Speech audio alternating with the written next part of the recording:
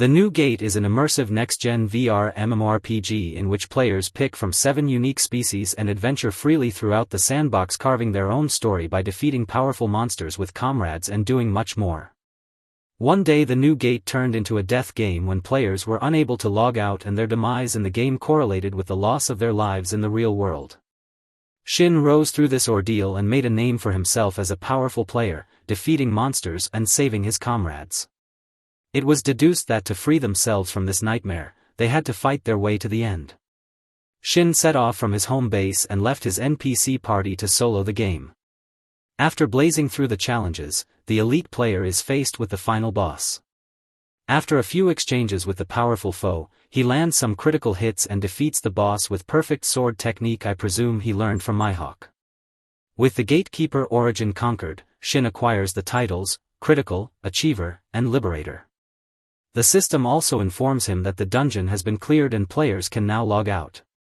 Shin summons a scroll to check if everyone managed to leave the game.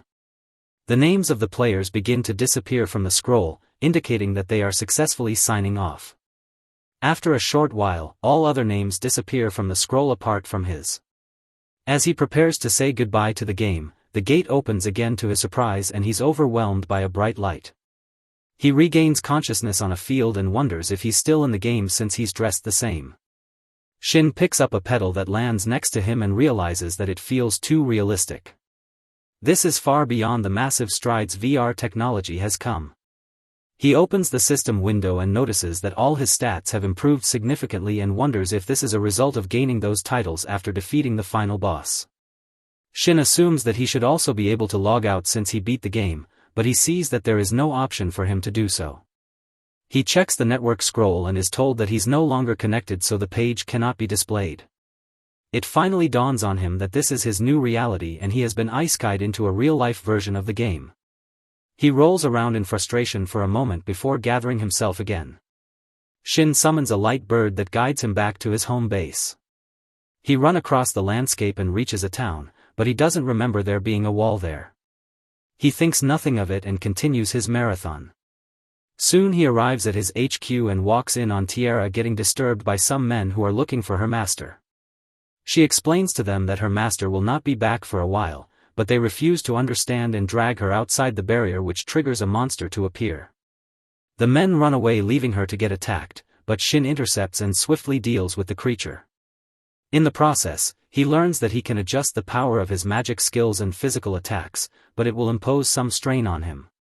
He awkwardly informs Tiara that he's home, which is called the Moon Sanctum.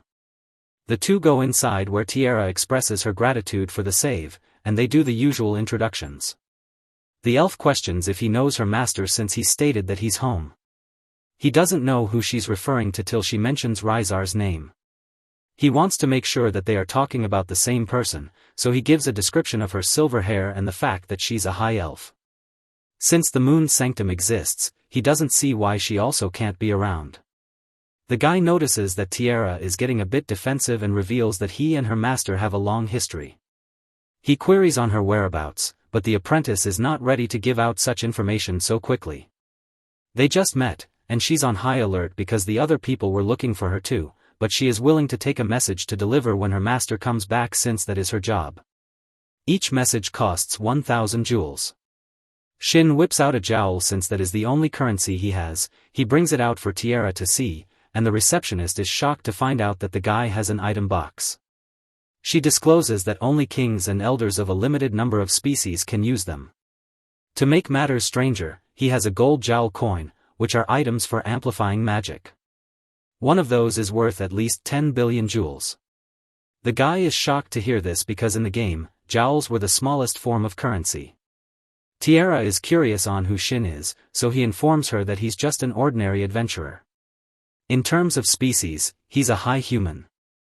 The elf is shocked to hear this because high humans went extinct. She clarifies that normal humans are still around like the ones that harassed her earlier. There were 6 high humans, and they went missing during the dusk of prosperity 500 years ago. Shin is oblivious to what she's talking about. The elf explains that it was a major historical event when high humans and many other people vanished. Shin concludes that she must be referring to the tens of thousands of players who were able to log out due to him defeating the boss. If that's the case, then this world is 500 years after the events of the game. He thanks her for giving him such vital information and hands over the jowl coin and is looking forward to them getting to know each other better. Tiara doesn't think he heard him earlier when she explained the worth of the coin and wonders what kind of idiot would give something so valuable so easily. Well, I guess she hasn't met an anime protagonist before. The guy points to himself, letting her know that he's that kind of fool. She would like to confirm that he will not ask for it back before accepting it. She has always dreamed of holding one and admires it. He's sure that it should be useful to her since elves can use magic. She's surprised to learn that she looks like an elf to him. Shin uses this as an opportunity to rizz her up a little and says that she's a beautiful black-haired elf girl, even though her hair looks purple to me. Tiara can't believe this because she had her master cast an illusion spell on her. She explains how black-haired elves are a cursed symbol of misfortune. Monsters began attacking her village frequently because of the curse, so she was kicked out. It was Riser who saved her. There is a barrier around the shop that prevents monsters from entering, and an illusion magic is also used to hide her identity. She has lived in safety for the last century. Shin now understands that it was the curse that triggered the monster to attack earlier. Her master is looking for a cure, but the receptionist is content if she can live without bothering anyone. Shin knows that her hair has not always been black. It just turned that color one day.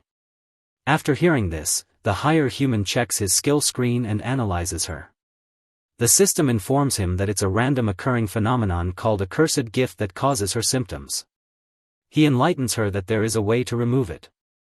He casts a purifying spell on her which removes the curse, but only a bit of her hair changes back to normal. To Shin's surprise, she thanks him and is grateful that she got a portion of her hair back which she hasn't seen in over 100 years. Shin suggests she exit the barrier to confirm that the curse has been lifted. He assures her that if any monsters attack, he will defeat them. Tiara nervously takes a step out expecting the worst, but she slowly gets more comfortable and is taken aback by the views that she hasn't seen in a century. Not a single monster attacked, meaning the purification worked. She can't help but cry when looking at how vast the sky is. The two return to the moon sanctum. Tiara is interested to know what he intends to do next because her master will not be back for a while. Shin decides to check out the nearby town because he needs to learn more about the world. If Riser is around, that means that the other support characters exists too.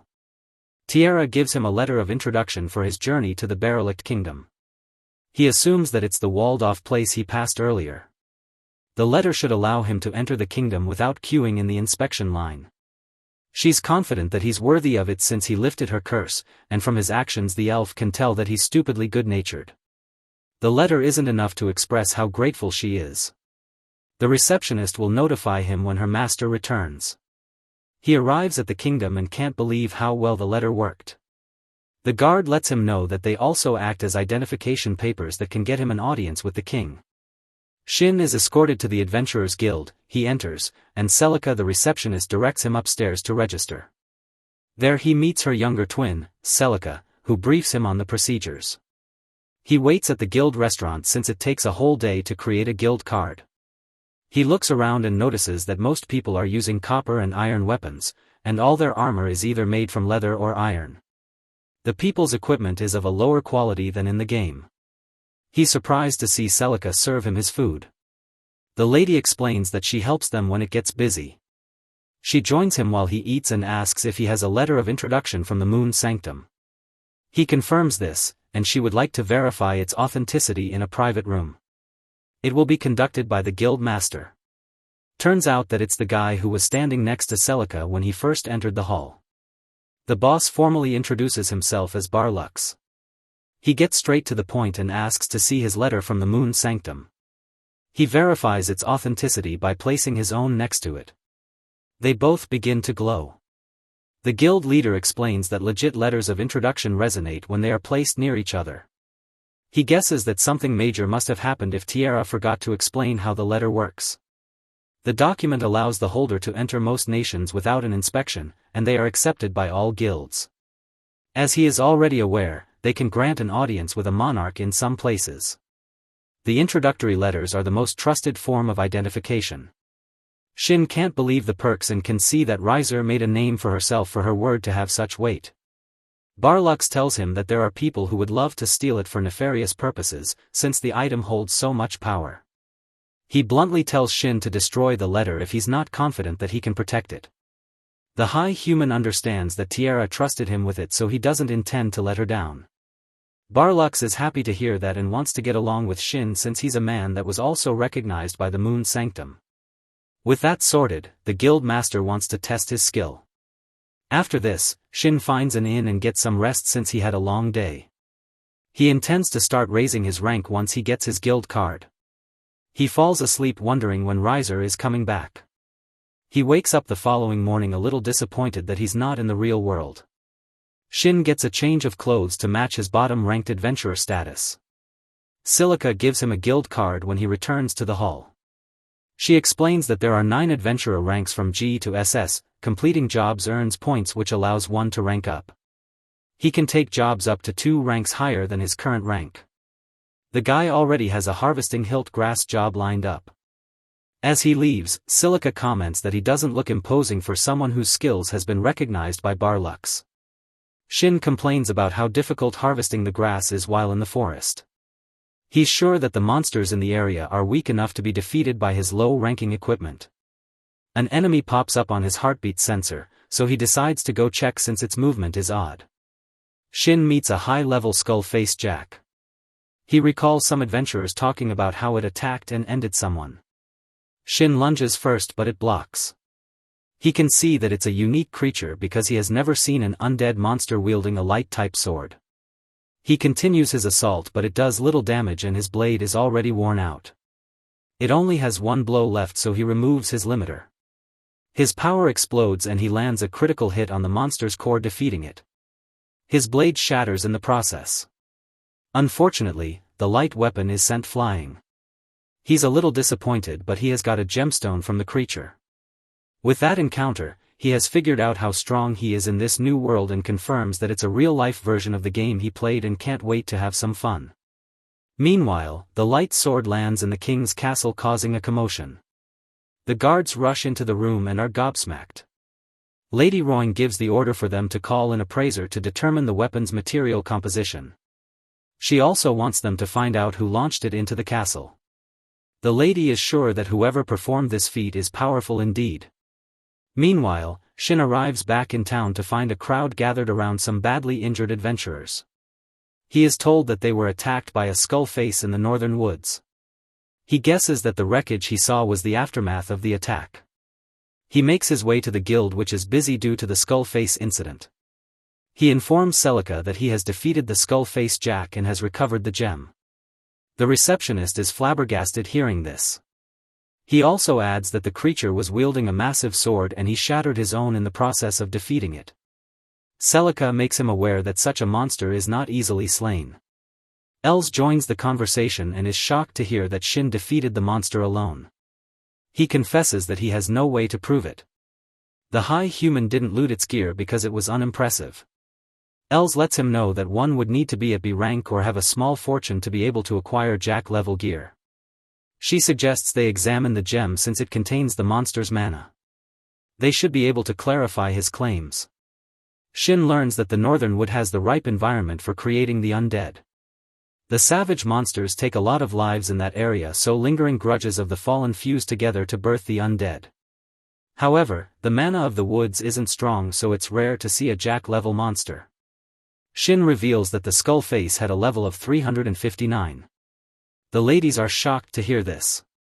Els tells Silica to quickly confirm this with the gem. The elf is surprised by how nonchalant he is about the whole situation. If what he says is true, that means Shin alone is as strong as an A-rank party. After hearing this, he pleads for Els to keep this achievement a secret as he doesn't want to attract attention. He goes to the restaurant while he waits for the results. Silica pleads with him if he would share his table with a fellow adventurer, which he consents to. The whole place goes quiet as Wilhelm takes the seat next to him. Shin recognizes his weapon as the legendary spear Venom. Its abilities rival those of mythic arms. The High Human checks his table mate's level and it's 188. Wilhelm guesses that he's a new adventurer since he's not intimidated by him. The spearman introduces himself as a hunter of the undead. The others cringe when Shin asks about his pale skin. Wilhelm tells him that his weapon has a drain ability. It consumes its victim's life force and transfers it to the wielder. After enjoying his meal with the vampire, he goes to the library to learn more about this new world. He picks out a couple of books and reads about the Dusk of Prosperity event. The guy now understands why the mass logging out of the players caused such a confusion. Shin learns of the different types of races in this world which are the same as the game he played. During that interval, Barlux calls a special council to confirm that the skull-faced Jack has been slain. Aldi is shocked that the Slayer didn't take its armor. Els informs him that the person responsible said he wasn't impressed with the loot. Royal comments on how strange those who have letters of introduction are. Barlux tries to argue the point, but the fact that he has one is proof of the claim. The old man lets everyone know that the level of the gem has been appraised and it's stated by the Slayer. Barlux is just worried that they might be monsters of a similar caliber in the area. Aldi reveals that the skull-faced Jack's level puts it on par with a king. Kylie has already launched an investigation and will have answers by the following day. Aldi would like information about the unusual equipment the monster was brandishing and the person who defeated it. The guild master is willing to give details about the weapon but informs the knight that the Slayer wants to remain anonymous. Aldi tells the members of the council that the monster was defeated the same day the sword flew into the castle. Some believe that the two incidents are related. He drops the bombshell that the sword is permanently enchanted with light element and is made of an alloy of magic steel and mithril. This means that the weapon is comparable to, if not greater than, their nation's royal sword. That is why it is imperative to get more details about the Slayer, as he defeated a monster wielding such a blade. We cut to Shin, who has obtained some meat skewers after a long day of learning. He wonders what to do next when he spots a beast girl called Millie looking interested in his food. He offers her some, which she takes and calls him a nice guy. He makes sure that she's not lost. The beast girl points to Wilhelm as the one who's to pick her up. The vampire is surprised to see Shin again. The guy helps out at the orphanage and he was sent to find the girl before they leave. She whispers to Shin, asking him to save the fox at the northern woods. Later that evening he decides to check on the girl's request while he waits for Riser to return, but he has an idea on how he could contact his old companion. The following day Shin goes to the Moon Sanctum because he forgot to leave a message for Riser. He leaves a blade for her to get in contact with him if she recognizes it. Tiara is interested, suspecting it to be an ancient weapon. He reveals that the blade is called Blue Moon and is her master's sword. It can only be used by people who have been given authorization. The elf can see that it's a powerful weapon, but she personally wouldn't want to use it because she feels like it will swallow her up. He suspects that feeling must be coming from the base materials, as it's made from legendary monsters. Tiara has a glazed look on her face as she comments on how things stop making sense around him. Shin is sure that Blue Moon will let him know if Riser remembers him or not. He also gives Tiara some special postcards that allows her to message updates to him wherever he is. He decides to test it to make sure it works, since he tried to send some to Riser but had no success. Tiara asks for him to give her a few of the postcards for her personal use. He gives her some but uses it as payment for leaving a message. He heads to the woods and a voice tells him to leave as he gets deeper. He arrives at a temple which happens to be the heart of the barrier. Shin enters and finds a fox in the middle of a magic circle. The system informs him that the creature is poisoned and cursed. He quickly heals it before it loses its life. This triggers a swarm of undead to attack, but he quickly takes care of them. After that, the two wolf statues turn into invaded golems with a level of 674. The high human has an intense clash with them. His attempt to subdue them fails as they counter by creating a void space around him. They ambush him from the darkness, but he runs to the magic circle when the fox gestures to it. Shin can now see the two monsters and takes them out with a powerful attack. The miasma clears up and he can see that the little fox is feeling a lot better as it jumps on him. He checks its stats and is shocked to see that it's an element tail. These are top-tier monsters. They normally take a humanoid or giant fox form. This is the first time he has seen such a small version. The fox decides to follow him when he asks it. He notes that golems afflicted with miasma and an element tail kitten were not in the game. He hopes that it could be a clue as to how to return to his world. Shin chooses to ask Millie about the fox when he gets back to town. All the while Riser receives a letter from Tira. She wonders where her apprentice got the magic item as she reads the content and is surprised that her master, who is Shin, is back. While in the forest, Shin asks the element tail if it wants to form a contract with him. This will keep the creature's level and species hidden. The two will also be able to be together all the time. The little fox loves the sound of that and agrees. They put their foreheads together, and after Shin utters some words, the contract is formed, which is signified by the crest appearing on both their arms. The high human names the little fox Yuzu, and it seems to approve of it. He receives a message from Tira informing him that she has contacted their master and is waiting for a response. It dawns on Shin that he didn't consider that the apprentice's messages might go through. He goes to the guild when he arrives in town to report the abnormal number of undead in the forest. After which he looks at the message boards for jobs when Yuzu leads him to a particular one. The person is looking for a skill successor and directs interested parties to the orphanage next to the church. Shin takes the job posting since he's going there to see Millie anyway. He later gets to the church and looks around. He is greeted by the nun Tria and informs her that he has business with the orphanage when she asks. She desperately wants to know if he saw her job request. He confesses that he came to hear the details while coming to see Millie. The nun gets defensive when he mentions her name, but he explains that she asked him to do something for her. She takes him to one of the meeting rooms and later brings the girl. Millie is excited to see Shin and hugs him. From her interaction with him, Tria assumes that Shin is not a bad person and lets her guard down a bit. She confesses that it's rare for the girl to take such a liking to someone. The adults formally introduce themselves. He turns his attention to the beast girl to confirm if that is the fox she spoke about the previous day. She does so and thanks him for saving it. The high human tells Yuzu to show its gratitude to the girl for directing him to it. The little fox gets down and gives a bow of thanks, which is accepted by the girl. Shin now turns his attention to Tria's request. She assumes that he has a skill if he came after seeing the post. From her tone he guesses that skill holders are rare in this world, unlike the game. The nun reveals that she's looking for someone who has the purify skill so that they can teach it to her. She is aware that what she's requesting is a big deal and Shin agrees. From his reaction she suspects that he might know how to teach it to someone. The guy admits to having the ability, but whether he teaches it depends on her. She figures that she wants to discuss his reward.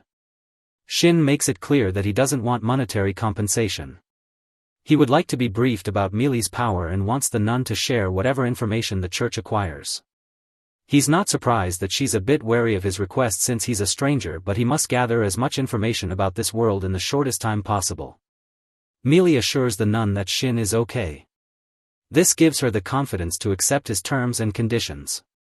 He just wants them to inform him if someone comes in and says something of interest. The guy is not expecting them to be some sort of spy syndicate. Tria discloses that Millie possesses the title known as Star Composer. The girl gets unexpected visions and they have never been wrong. The nun is sure that she asked him for the favor because she saw something. Shin is certain that people with nefarious intention will come after her if they found out about this power. Tria is aware of this, which is why she has warned associates to be wary of who they mention this to. Wilhelm's association with the orphanage acts as a deterrent, so most people leave the children alone. Since she accepted his compensation, he formally agrees to the job. The nun lets him know that it will be the former priest's granddaughter that she would like to learn the purify skill. The church would be in a better place if she was to inherit it. Just from hearing this, Shin guesses that they are in a predicament. They take a break and the high human goes to interact with the rest of the children. They play with the little fox. One of the older children asks Shin if he's the one who will save them. The girl discloses how the new priest taking over the place wants to close the orphanage. For one to head the church, they must be able to use a special skill. Shin now understands why they need purify. The old priest's granddaughter Lasha would have a stronger claim to head the church if she had a skill. The kids confess their dislike for the priest since he's someone who only cares about money. Tria later comes out and sees that the children have warmed up to Shin. He returns inside to meet Lasha. The girl stumbles on her words as she introduces herself. The senior nun admits that the girl can be careless but she's hardworking. He makes it clear to her that whether she learns the skill is up to her. Shin questions about where large numbers of high-level undead appear. Tria states that the ghost plane are rather infamous. Wilhelm busts into the room to find out who took the job. He hostilely asks Shin of his objective and what information the nuns told him. He confesses that they basically told him everything. The vampire warns the nuns not to be so trusting, but they inform him that Millie gave them the go-ahead. He also falls in line after hearing this. Shin promises that he will not tell anyone of Millie's power or do anything underhanded. Wilhelm threatens to end him if he does. The beast girl calms him down, allowing Shin to explain how to get the purify skill. He first gets them to promise not to tell anyone. The high human states one must defeat 200 undead which are over level 150 to gain the skill, while also holding an item called a holy prayer orb. Landing a finishing blow counts as an extermination, so he will incapacitate the undead so that she can finish them off. He also tells them that he has the prayer orb, which is difficult to obtain. The vampire is still not trusting of Shin, so he decides to join them.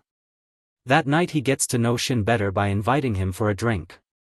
The vampire asks him if he's a chosen one. These are people born with skills, title, and knowledge that they shouldn't have. Shin doesn't think he's one when he confirms that these people don't have memories of their past lives like him. As they talk the night away, Shin can see that Wilhelm is just a good guy that people misunderstand. Their conversation is interrupted when he receives a message from Tierra informing him that she received a response from Riser. She will return as soon as she finishes her mission. The system gives him an important notification, and when he touches it his letter of introduction pops up. This prompts the vampire to pull his out and they both resonate. The guys are surprised that the other has won. The following day they go to the ghost plane and they take out the undead as planned. They do this till they reach a barrier set up by the guild to keep higher ranked undead contained. The vampire uses his card to gain access. They disable some monsters for Lacia to take out with her heal. Shin informs her that she will be level 150 by the time she learns Purify.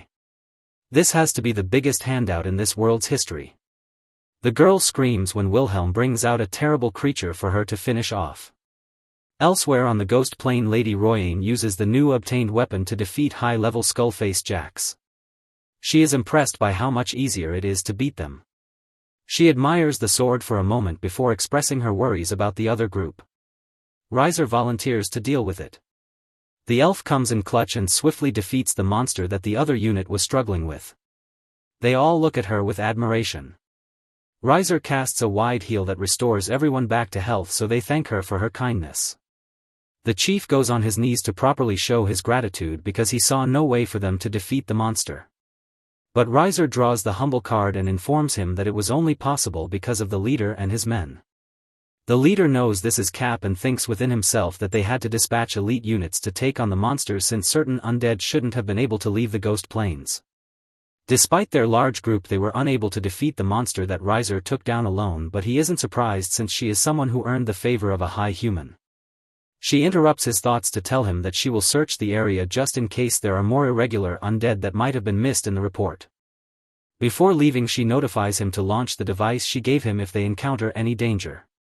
While doing the Naruto run through the forest, she says to herself how she cannot wait to see her master again.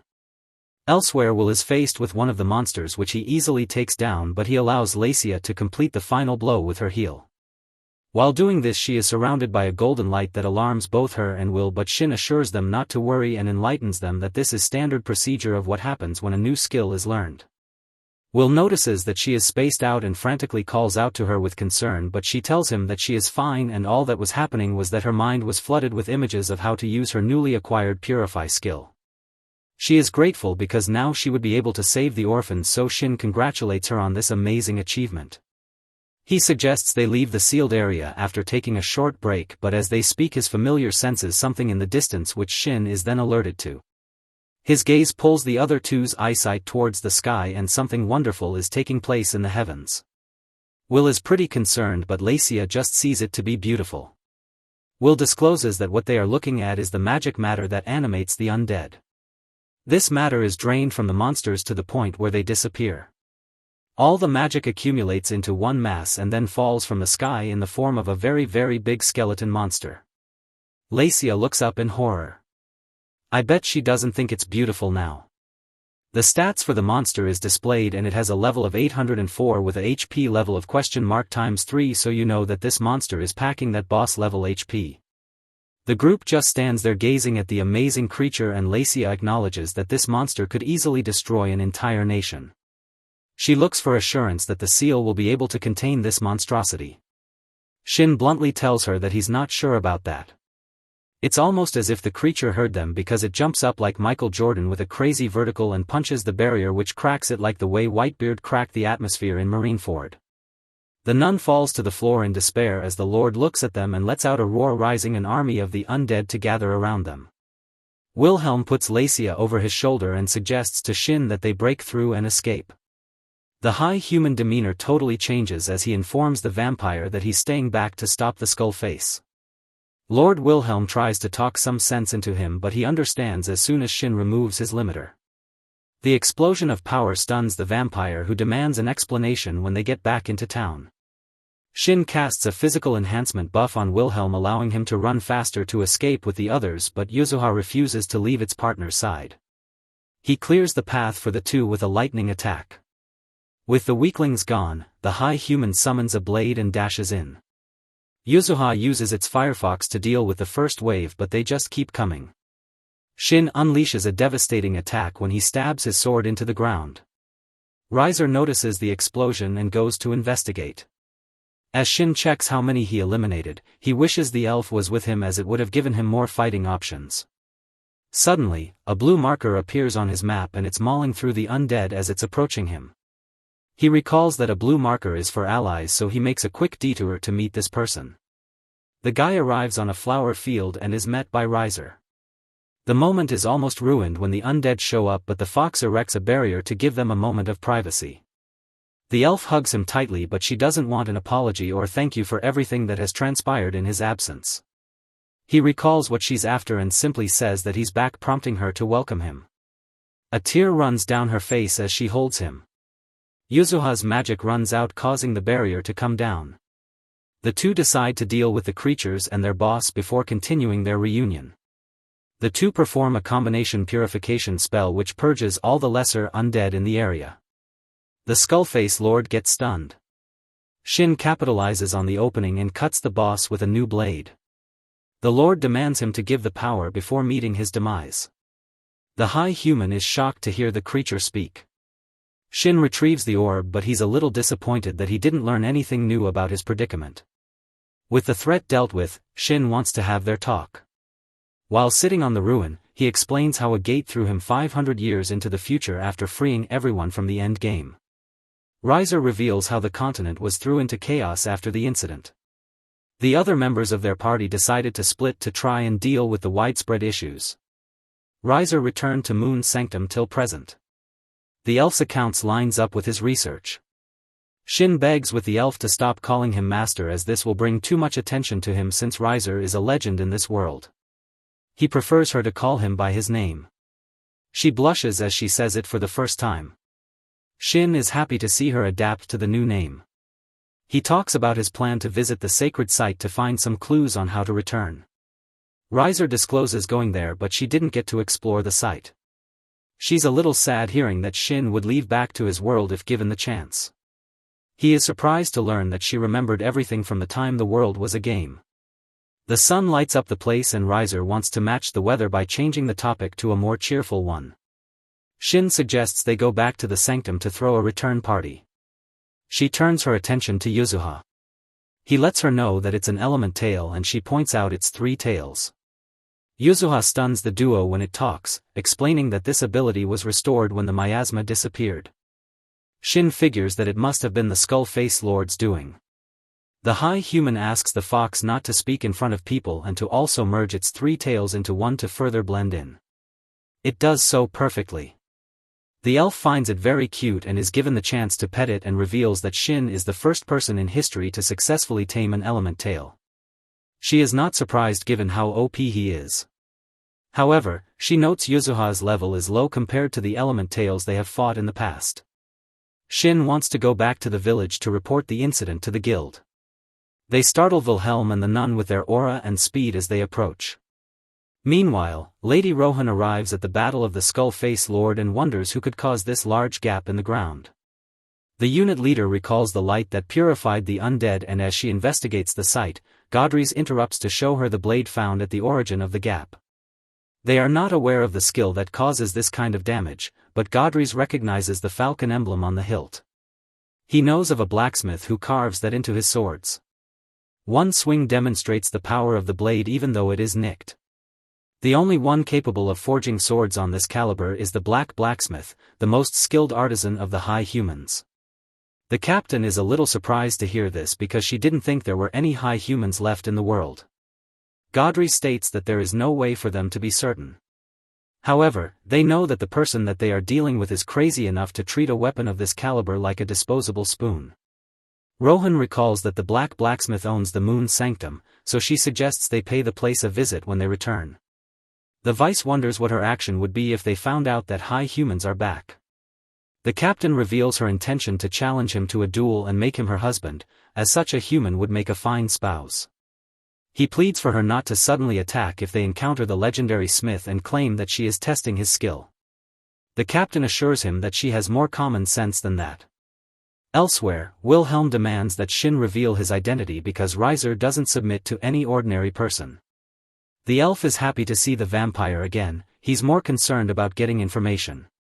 Shin tries to give him fake news that Reiser defeated the Skull-Face Lord, but Wilhelm doesn't believe him, which is evident when he holds Shin at spear point and attacks.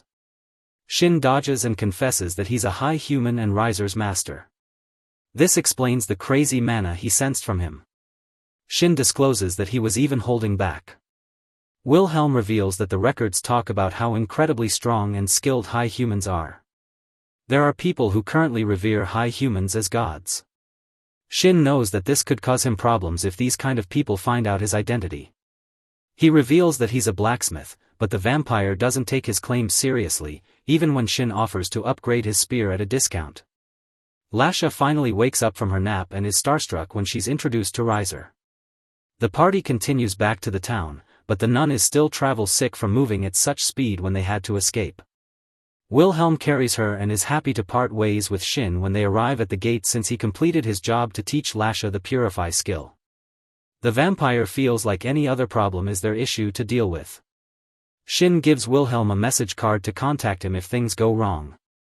The vampire tries to reject the help, but Shin doesn't intend to abandon the first friend he made in town and the kids he's trying to protect.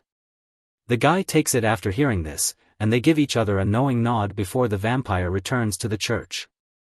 Reiser reveals that Shin has always had this character where he doesn't boast about his overwhelming strength, but he always protects the weak.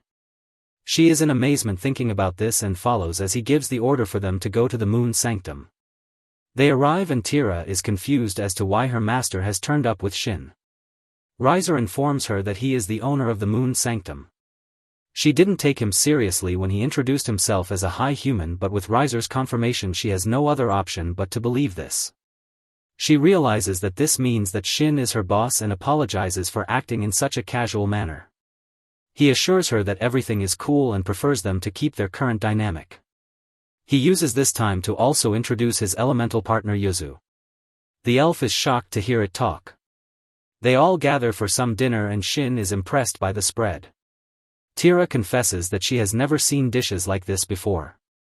The High Human doesn't regret giving Reiser the ingredients to make this meal. Tira wonders what kind of ingredients are they because there is an aura around the food. Shin is a little confused because he doesn't see anything. He lists some high-end meats and vegetables that are almost impossible to get. The crazy thing is that they are so rare that no one would ever think to cook with them. Reiser explains that the aura is the remnants of the mana or life force in the ingredient. This is often seen with powerful monsters and rare plants. They give their thanks for the food and enjoy the meal in each other's company. Shin learns further details from the support characters and is happy to hear that they are living their own lives. Tira's interruption shows that the juice has altered her state of mind. Reiser puts her to bed, prompting Shin to also call it a night. He opens his room, which hasn't changed in over 5 centuries. Yuzuha has already found the bed and is sleeping. He changes into his house and falls asleep as soon as he hits the bed. Later that night he wakes up to find Riser lying next to him. He is surprised to see her. The elf tears up as she calls Shin's name while sleeping. The guy doesn't know what the tears mean, but he knows that leaving suddenly hurt her emotionally and apologizes. The bright morning sun wakes up Shin and he's shocked to see that Yuzuha has transformed into her human form. He makes some clothes that are typically worn by humanoid elementals. He's willing to adjust the size and color to what she prefers. She tries it on and it's too big. He amends it before they head down for breakfast. Riser is glad to see that she has transformed and sets another seat for her. After the meal they gather to hear Yuzuha's story. The elemental got hurt trying to stop a natural disaster and decided to rest in the shrine to recover. She thought that she was going to meet her demise just before Shin showed up and saved her. The high human reveals that it was because of Millie that he was able to save her. Yuzuha plans to go and thank her later. Shin suggests they send a gift along, prompting Riser to recommend they bake some kefil for her. It is an elven treat that Tira makes and they are one of their top-selling products. Shin is a little confused because the Moon Sanctum doesn't primarily sell food. Riser reveals that they couldn't replenish their weapon stock because Shin is the only one who can unlock the armory. He promises to make some blades to replenish their store's inventory. She changes the topic, stating that she would like them to meet Geralt. Shin is stunned to hear that he's alive because high beasts have a lifespan of 150 years at the most, and it has been 500 years since the dusk of prosperity. Riser states that the guy doesn't have much longer to live and he has been waiting all these years for Shin's return. It is disclosed that Geralt was the first beast king when he united the various beast tribes. The current king is the 8th and has all the military might and abilities of a leader. This has allowed Geralt to wait for Shin in peace. Since he's not in immediate danger, Shin decides for them to travel normally and they will be setting off the following day. Tiara is surprised to hear that she will be joining them on the journey. Now that Shin is around, the shop can be moved anywhere. She has been locked up for a long time, so it would be good for her to see the world. Tiara loves that idea and they prepare for their trip. Riser goes to report the skill-faced lord to the kingdom and the rest sort out some other things. Shin decides to go to look for a job that is in the direction of Farn so that he can rank up as they travel. He also intends to visit the forge to make a few swords to stock up again. Riser also suggests they create a party so that they can use voice chat. It is known as telepathy these days. As Shin adds everyone, Riser asks Tiara to register as an adventurer. The elf goes to find something more appropriate to wear. The high human opens the forge after a long time. He warns Yuzuha not to touch anything since some items are cursed. He gets straight to work, but his first blade is beyond the level of anything available in the nation's shops.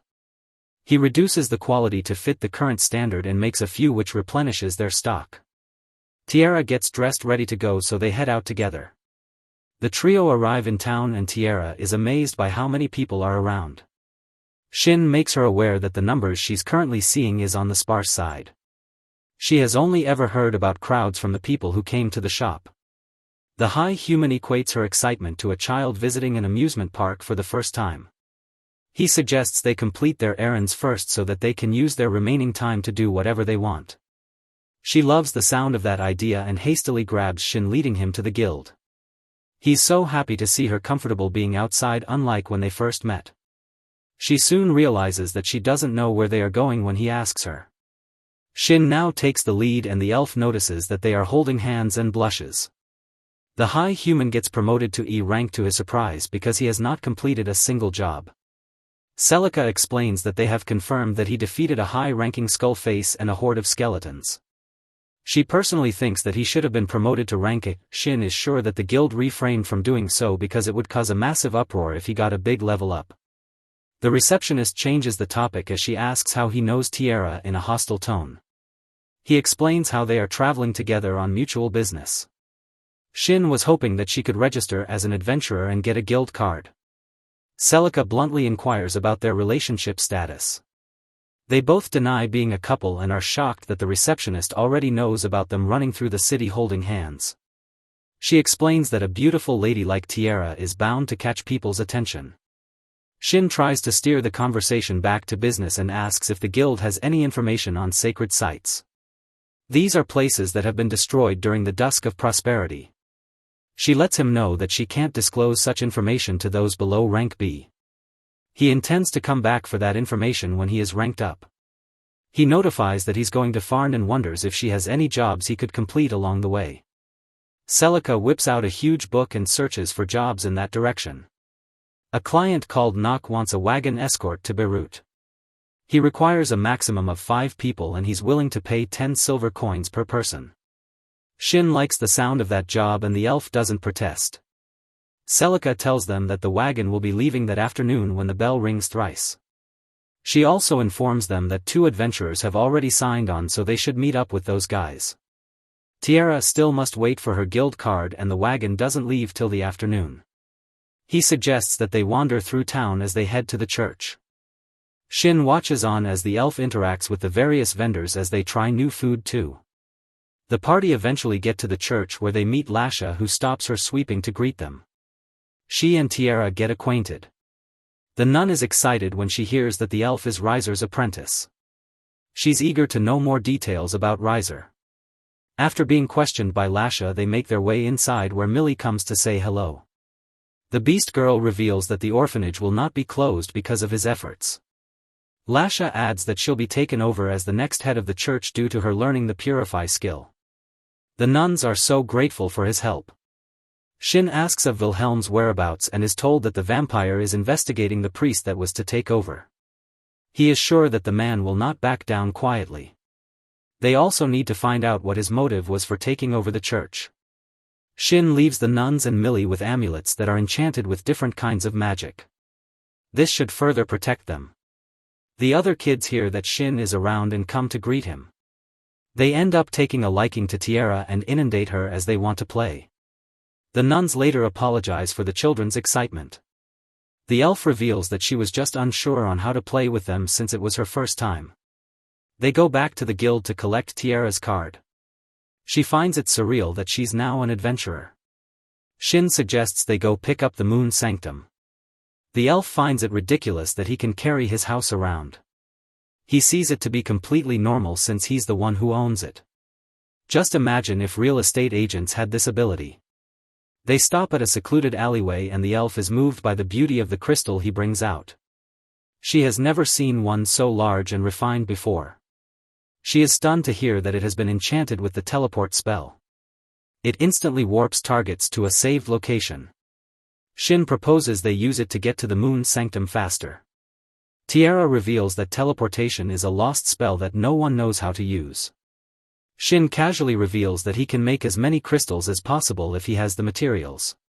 Tiara just accepts the reality that he's a legendary high human, so anything is possible. They warp as soon as the coast is clear. They instantly find themselves at the Moon Sanctum and the elf found the whole experience to be strange. Shin gives the storage prompt, causing the structure to glow brightly till it disappears.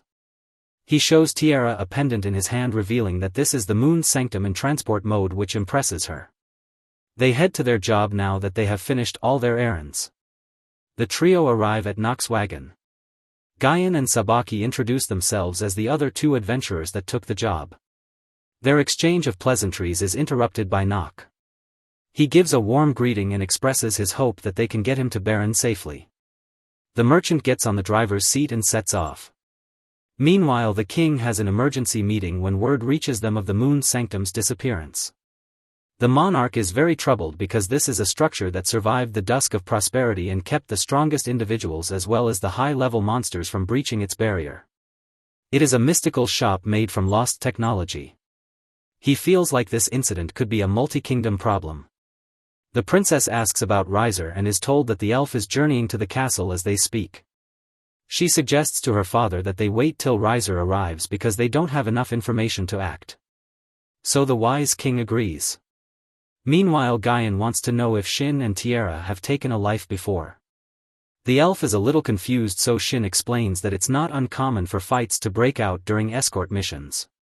They are more likely to be attacked by bandits more than monsters.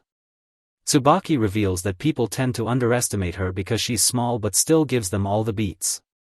Shin is happy to hear that she can throw hands. While on the topic of fighting, he feels like it would be a good opportunity to find out what they are all capable of doing in a fight. Guyan goes first, revealing that he's a samurai by trade and is an A-rank adventurer. He confesses his uselessness when it comes to magic. Tsubaki states that she's a boxer who is currently at E rank. She can also cast support spells to boost speed. Tiara introduces herself as an alchemist who uses a bow and sword. She can also cast simple healing spells and is a G-rank adventurer. Shin is the last to reveal that he's an E-rank samurai who can cast fire and lightning magic. He also introduces Yuzuha as his monster familiar. Guyan is surprised to hear of a samurai who uses magic. He's sure that Shin underwent some unusual training. Tsubaki wants to know if he's from Hinamoto, which is the headquarters of several samurai and shinobi guilds. The nation was built around them, so devoting oneself to battle is the culture over there. The Dragnir reveals the names of the guilds, and Shin is surprised that a whole country was built around the factions from the game. The wagon suddenly stops, prompting the party to come out to a bandit ambush. The leader asks the merchant to leave all his money in cargo if they don't want to meet their demise. Shin calmly tells NAK to go inside the wagon and instructs Yuzuha to defend him while Guyan and himself assess the situation. Since their attackers' numbers are low, the adventurers stand ready to fight. Tiara stays hidden but is anxious since she has never taken a life before. She notices the other bandits that hide in the bushes. All the while, Tsubaki catches the eyes of one of the criminals. They make some obscene comments about her which makes Shin livid. The elf gets worried when she senses his bloodlust. She prefers the happy version of Shin. The leader reveals that they have intel that their party mainly consists of E-rank and lower adventurers, with the Dragnir being the only A-rank. The bandits know it's going to be impossible for him to fight while also protecting his weaker party members. This only confirms that this is a targeted attack. Shin wants to know where they got their information from. The elf gathers the courage to take out the people in the bushes. The bandit leader gives the order for his men to attack. Tsubaki defeats one guy using flashing vigor. As he falls, he notes that this is not a technique that an E-rank should be able to use. Guyan and Shin cut down the rest, leaving the leader stunned. This should have been an easy job because they have magic swords and their levels should be higher than the adventurers. Shin walks over and cuts his blade before beating him up mercilessly. They tie him up and the high human demands to know where he got his information from. Shin is still livid, so Tiara calms him down with a pillow hug. She walks away, leaving him confused. The elf gets embarrassed, but her master used to do that to calm her down. She looks over to Shin, who is still ashamed. Shin asks Tsubaki to explain, but she doesn't have a clue what the elf's actions was all about. The escort mission continues after the bandit leader confesses that they got their information from the church. Apparently they attempted to raid the wagon for the goods connected to the church, but the person who hired them for the mission didn't tell them what the items were. However, they were instructed to eliminate everyone on the wagon and escape with the cargo. Shin recalls that the nuns need official authorization from the church HQ to appoint the next head of the branch. He suspects that someone may be trying to prevent that, and this attack was more than a coincidence. He feels escorting this wagon was the right choice. They arrive at Beirun without further incident, and NAK is impressed with the service. He hands them their job completion certificates to present at the guild. The merchant is more than happy to hire them again if he needs anything. The party split back into their duos after reporting to the guild. Guyan and Tsubaki are going to Kilmont next. The Dragnir is sure that they will meet again if destiny wills. They say their goodbyes and leave. Shin wonders if they should continue their journey in another wagon, as he found it to be comfortable, but Tira comments on how it's a little taxing on the posterior. Shin has an idea to get their own carriage since the journey to Farnit is still far. They go to the dealership and the high human is a little bit disappointed by the selection because they all look the same. He gets excited when the idea of modifying one comes to mind. The elf is surprised to hear that he only intends to reduce the shaking and improve the movement. This should significantly elevate the ride. Tira was getting worried, feeling like he was going to make the carriage move without horse or fly through the sky. Shin wants one that is large enough to sleep in and finds the perfect wagon at the back. It even has room for luggage. He calls over the salesman to make the purchase but informs him that they will be picking it up when they are about to leave town. The vendor advises them to get a horse with strong legs to pull the wagon because it's a bit too heavy for one horse. Shin would rather use a monster to pull it. He has been hearing rumors that people have been doing that. The salesman feels like it's a good idea if they are capable of taming one, as they are much stronger than normal horses. Shin suggests that they can have Yuzu transform if they get desperate. The high human gets a telepathic call from Riser. She informs him of the completion of her business in the kingdom and offers to tame a beast while on her way to their location. Riser expects to be with them in 1 day's time. She also reports on the castle's concern of the disappearance of the Moon Sanctum. Riser is happy that it has moved because she was getting fed up with them trying to recruit her. She even recalls how a different kingdom tried to claim ownership of the Moon Sanctum. The elf considered eradicating the entire nation. Some people also tried to get access to the sanctuary by proposing to her. Shin is not surprised because Riser is stunning in his eyes. She asks the high human if he's jealous, and his yes makes her blush. She teases him before they end their conversation. Shin turns his attention to Tira and suggests they do some sightseeing while they look for an inn. A store owner overhears their conversation and recommends one. The duo go there and it's more of a 5-star hotel. Just looking at it, they are sure that it's going to be expensive, and the vendor is collecting her affiliate check. They request separate rooms when the receptionist assumes that they are a couple. Shin comments on how the rooms cost almost half of their reward money from their last job. But when they enter, they can see why it costs so much. After tending to his blades, Tira joins him for some dinner in his room. Yuzu decides to take a bath with Tira to unwind after a long journey. Meanwhile, Riser encounters a Gruifasio jade and feels like it's good enough to be their mount. The following morning, Shin is woken up when Yuzu blocks his breathing by lying on his face. He plans to work on the wagon until Riser arrives. Tira is curious to see what modifications he's going to do, so she's going to watch. Shin uses a special creation skill for working metal to alter the axles, while also adding some springs to reduce the shaking while they are on the road. He did it quickly as not to attract unwanted attention in the showroom. He also intends to install some bearings normally when they get out of town. Riser interrupts to alert them of her arrival just outside the city gates. Shin and Yuzu can sense a powerful creature up ahead as they make their way there. They arrive to find the Gruifasio jade standing before them. The high human discloses that the monster maxes out at level 650. This one's level is 751, and its aesthetic is completely different, so he guesses that it's unique. Riser presents it as their new mount that she picked up near the sacred mountain.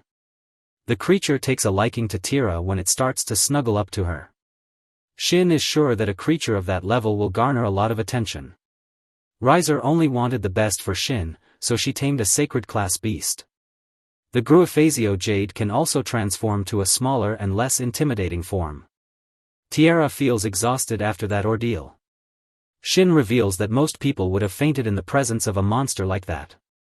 Shin never expected Riser to bring such a high-level monster. She starts to feel sad after hearing their comments hinting that she went overboard. The high human assures her that there is no problem with it and finds it cool to have a sacred beast pull their wagon. Yuzu translates the beast's speech, informing the party that they can count on it. Riser reveals that the name of the creature is Shimmer, and it can use illusion and thunder skills. After the introductions are complete, they strap the beast to the wagon. Shin alerts Shimmer that their first destination is Farn to see Gerard. The creature dashes ahead, but the modification on the wagon allows the ride to be smooth to the point that Riser comments on how it outperforms a royal carriage. All the while, Yuzu talks with Shimmer and learns that it used to rule the sacred mountain with his mother until she was taken out by an adventurer. Shin feels a little guilty because he used to do the same thing in the game. Shimmer ran away and was saved by an elf girl. The main reason he followed Riser was because she smelled familiar to that elf and drops the bombshell that the girl that saved him was Tira. She recalls doing this over 100 years ago. The elf is happy to see the creature doing well. After hearing this, Riser offers to transfer ownership of Shimmer to Tira. Her lower level shouldn't be an issue as long as both parties agree. They stop along the way for Riser to dissolve her contract with the Gruifasio. This allows Tira to create a new one with the sacred beast. She almost collapses after, so they decide to set up camp for the night. While she rests with the creatures, Riser and Shin talk around the fire. Shin is sure that Riser let Tira have the creature so that it could protect her, which she confirms. They can't always be at her side, so she would feel better knowing that Shimmer is with her when Tira eventually chooses her own path. Shin uses this opportunity to thank Riser for all the support she gives him. She gets shy but lets him know that he can count on her. They travel a little longer until they arrive at the farm and are met by Gerard's grandchildren. Shin notes that they are high level. After trading greetings, the party are escorted to the mansion. The high human stores their carriage. Shimmer transforms into an even smaller size. They are in awe of the property when they enter the compound. The indirect tour comes to an end when the party is led into a room where Gerard waits with some other elders. He's so happy to lay eyes on Shin as he didn't expect to see him again in his lifetime. That brings the episode to an end. Thanks for watching and we will see you next time for more legendary tales.